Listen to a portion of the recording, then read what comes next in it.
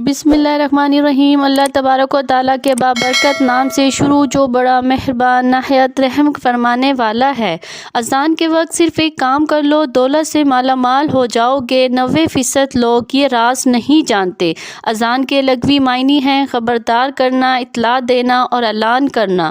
شریعت کی اصطلاح میں اذان سے مراد وہ مخصوص کلمات ہے جن کے ذریعے لوگوں کو اطلاع کی جاتی ہے کہ نماز کا وقت ہو گیا ہے۔ اذان کے کلمات کا ترجمہ کچھ یوں ہے: اللہ سب سے بڑا ہے۔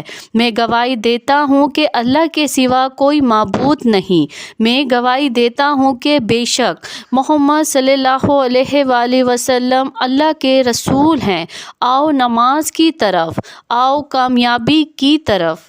اللہ سب سے بڑا ہے، اللہ کوئی عبادت کے لائق نہیں۔ پیارے ناظرین، اذان تو ہم روز سنتے ہیں، دن میں 5 مرتبہ سنتے ہیں، لیکن اذان کی آواز کانوں میں آنا، اس کے پیچھے بھی ایک وجہ ہے۔ آپ لوگ اپنے آپ کو خوش قسمت مانیے کہ جب اذان ہوتی ہے اور اس وقت آپ اذان کو سنتے ہیں، اور بہت سے لوگ تو اتنے دیندار ہوتے ہیں کہ اذان کی آواز سن کر ٹی وی کی آواز کم کر دیتے ہیں اور انہیں لگتا ہے کہ وہ بہت بڑا ثواب کا کام کر رہے ہیں، لیکن اٹھ کر نماز کو نہیں جاتے۔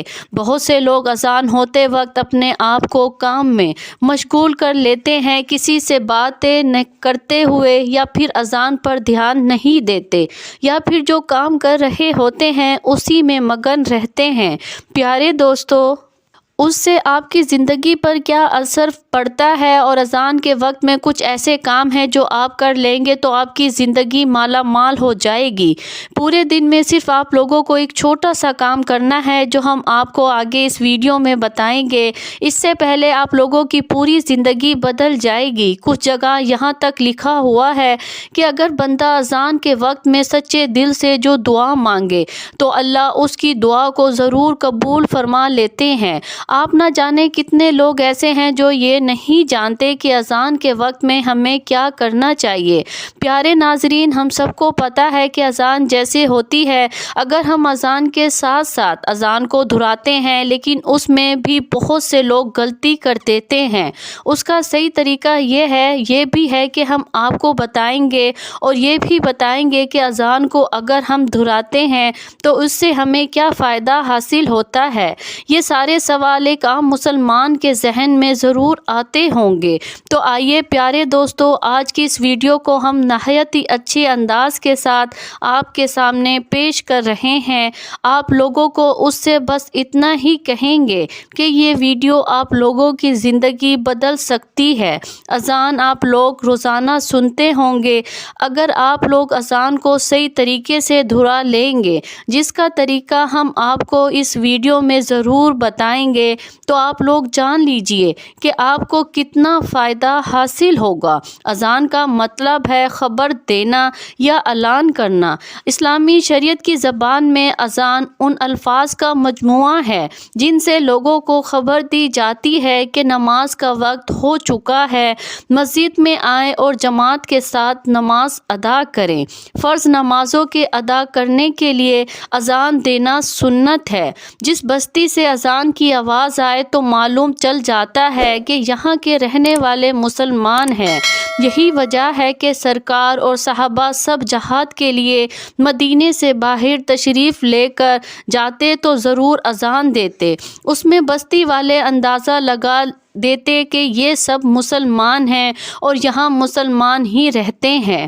حدیث پاک میں آتا ہے کہ حضور پاک صلی اللہ علیہ وآلہ وسلم نے فرمایا، جب تم بلال کو اذان و اقامت کہتے سنا کرو تو جس طرح وہ کہتا ہے تم بھی کہو، اللہ تمہارے لیے ہر کلمے کے بدلے 1,00,000 نیکیاں لکھے گا اور 1,000 درجات کو بلند فرما دے گا اور 1,000 گناہ کو مٹا دے گا۔ یہ سن کر خواتین عرض کرنے لگی، یا رسول اللہ صلی اللہ علیہ وآلہ وسلم، یہ تو صرف عورتوں کے لیے ہے، مردوں کے لیے کیا ہے؟ تو آپ صلی اللہ علیہ وآلہ وسلم نے فرمایا، مردوں کے لیے دگنا ہے۔ پیارے ناظرین، اب آج کل ہم خود یہ دیکھ رہے ہیں کہ ہم ہر قدم قدم پر گناہ کر رہے ہیں۔ اگر اذان ہوتی ہے تو ہم اس کو صحیح طریقے سے دہراتے نہیں تو عورتوں کو ایک کلمے کے بدلے اگر دہرا لے تو 1,00,000 نیکیاں ملیں گی اور 1,000 درجات بلند ہوں گے اور 1,000 گناہ مٹا دیے جائیں گے۔ اگر مردوں کو اس کا دگنا ملے گا تو سوچو کہ جس وقت میں یا اذان ہوتی ہے اسی وقت میں ہم کیا کیا کھوتے ہیں۔ اذان کو دہرانے کے کچھ اور بھی فائدے ہیں، وہ یہ ہیں۔ یہ اذان کا جواب کیسے دیا جائے؟ واضح رہے کہ اذان در حقیقت نماز کے لیے اعلان ہے۔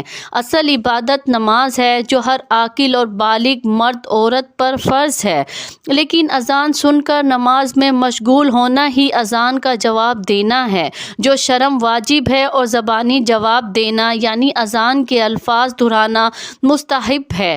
نبی کریم صلی اللہ علیہ وآلہ وسلم کا ارشاد ہے کہ 4 شخص بڑے سنگ دل اور بے رخے ہیں۔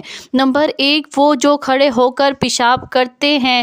نمبر 2 وہ جو نماز سے فارغ ہونے سے پہلے اپنی پیشانی صاف کریں۔ نمبر 3 اور وہ جو اذان سنے اور اس کا جواب نہ دے، اور وہ جو میرا ذکر نمبر 4 سنے اور مجھ پر درود پاک نہ پڑھے۔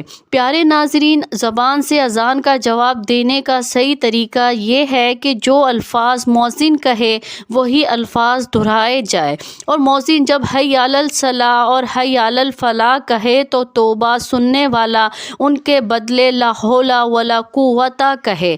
اسی طرح فجر کی اذان میں الصلاۃ الخیر کی جگہ صدقت کہے۔ اذان کا جواب مکمل ہونے کے بعد نبی کریم صلی اللہ علیہ وآلہ وسلم پر درود شریف پڑھے اور پھر یہ دعا پڑھے: اللہم رب ھذی دعوتی والتامہ والصلاۃ والقائمہ آتی محمدن وسیلۃ وفضیلۃ وبعثہ مقاما محمودا الذی وعدتہ انک لا تخلف المیعاد۔ حضرت جابر بن عبداللہ رضی اللہ عنہ سے روایت ہے کہ نبی کریم صلی اللہ علیہ وآلہ وسلم نے ارشاد فرمایا: جو شخص اذان سن کر یہ کلمات کہے گا وہ قیامت کے دن میری شفاعت کا مستحق ہوگا۔ اذان کے بعد کی دعا پڑھ لے اور پھر ہاتھ اٹھا کر اللہ تبارک و تعالیٰ سے دعا مانگے تو انشاءاللہ وہ کبھی بھی مایوس نہیں لوٹے گا۔ وہ جو مانگے گا اللہ تبارک و تعالیٰ اسے ضرور عطا کریں گے۔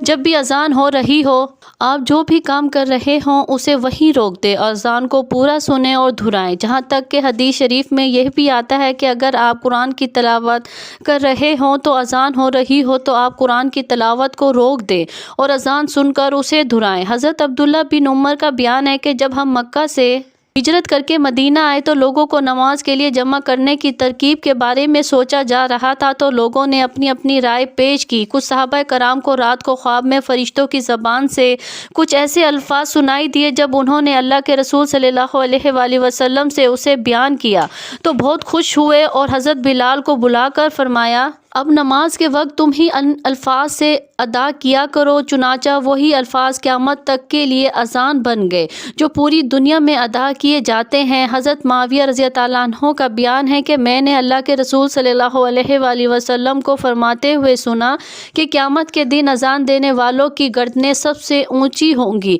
اس بات سے یہ پتہ چلتا ہے کہ یہ لوگ دنیا میں جو اذان پڑھ کر کرتے تھے ان کا رتبہ بہت ہی زیادہ ہوگا۔ اللہ کی طرف سے اذان پڑھنے والوں کے لیے بہت ہی بڑا اعزاز ہوگا۔ اسی طرح ایک اور حدیث میں آیا ہے کہ مؤذن یعنی اذان دینے والے کی آواز جہاں جہاں تک پہنچتی ہے وہاں تک ساری چیزیں جیسے انسان، جن اور دوسری مخلوق سبھی قیامت کے دن اس کے ایمان کی گواہی دیں گے۔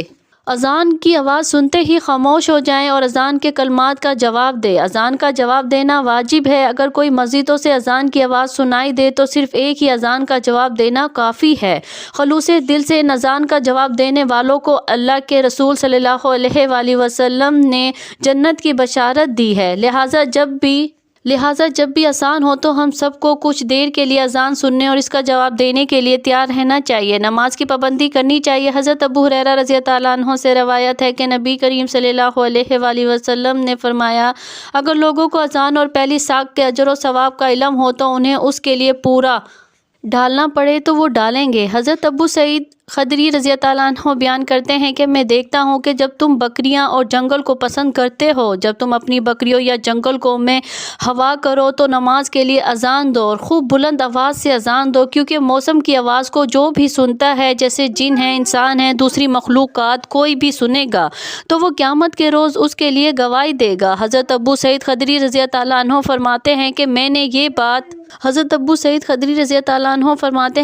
یہ بات نبی کریم صلی اللہ علیہ وآلہ وسلم سے سنی۔ آپ نے فرمایا اذان دینے والے کا رتبہ اللہ قیامت کے دن بہت ہی اونچا کر دے گا۔ پیارے ناظرین، آپ اسی ویڈیو کو صدقہ جاریہ سمجھ کر آگے شیئر کیجیے۔ اللہ تبارک و تعالیٰ آپ کو بھی اور اس کا اجر و ثواب ضرور عطا فرمائیں گے۔ ہو سکتا ہے کہ آپ کے ذریعے ہی اللہ تبارک و تعالیٰ کسی کو نیکی کی طرف راغب کر دے۔ اللہ تبارک و تعالیٰ سے دعا ہے کہ اللہ ہمیں 5 وقت کی نماز ادا کرنے کی توفیق عطا فرمائے۔ اللہ تبارک و تعالیٰ ہمیں پابندی کے ساتھ، وقت کی پابندی کے ساتھ، واجبات کے ساتھ اور خشوع و خضوع کے ساتھ نماز ادا کرنے کی توفیق عطا فرمائے، اور اللہ تبارک و تعالیٰ تمام امت مسلمہ پر اپنا کرم اور اپنا رحم کرے۔ آمین یا رب العالمین۔